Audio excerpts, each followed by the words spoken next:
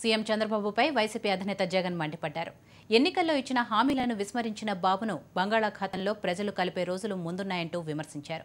తమ పార్టీలోకి వలసల పర్వం మొదలైందన్నారు. ఇటు విజయవాడ పశ్చిమ నియోజకవర్గ మాజీ ఎమ్మెల్యే వెల్లంపల్లి శ్రీనివాస్ జగన్ సమక్షంలో వైసీపీలో చేరారు. పెద్ద ఎత్తున కార్యకర్తలు మద్దతుదారులతో కలిసి వైసీపీ తీర్థం పుచ్చుకున్నారు.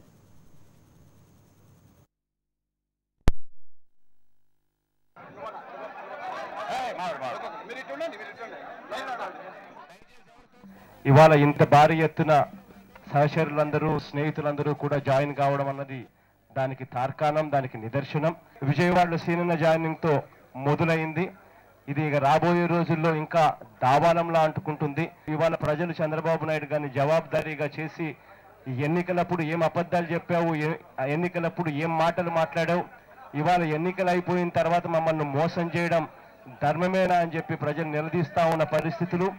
చంద్రబాబు నాయుడు గారి వైఖరికి నిరసనగా రాబోయే రోజుల్లో చంద్రబాబు నాయుడు గారిని బంగాళాఖాతంలో కలిపే దిశగా అడుగులు వేస్తూ వచ్చినందుకు మరొకసారి సీనన్నను మనస్ఫూర్తిగాను, సీనన్నతో పాటు వచ్చిన ప్రతి సహచరుని మనస్ఫూర్తిగాను పార్టీలోకి చేర్చుకుంటూ మీరంతా వచ్చినందుకు కూడా పేరు పేరు నా కృతజ్ఞత తెలుపుకుంటున్నాను.